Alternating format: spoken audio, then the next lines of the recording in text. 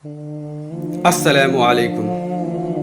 आज के दौर में अक्सर व बेशतर इंसान अपने पैसों की कसरत पर, अपनी ताकत व क़ुव्वत पर, अपने हस्ब व नस्ब पर, अपने इल्म व हुनर पर फ़ख्र व गुरूर करता है, तकब्बुर करता है।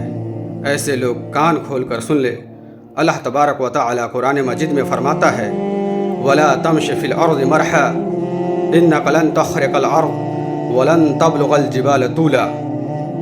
और तुम ज़मीन में अकड़ कर या इतराते हुए तकब्बुर के साथ मत चलो, क्योंकि ना तुम ज़मीन को फाड़ सकते हो, न चीर सकते हो, और न ही तुम लंबाई में पहाड़ों तक पहुँच सकते हो। तो फिर तकब्बुर किस बात के करते हो? और हदीस में आया है कि वह शख्स जन्नत में दाखिल नहीं होगा जिसके दिल में राई के दाने के बराबर भी तकब्बुर होगा।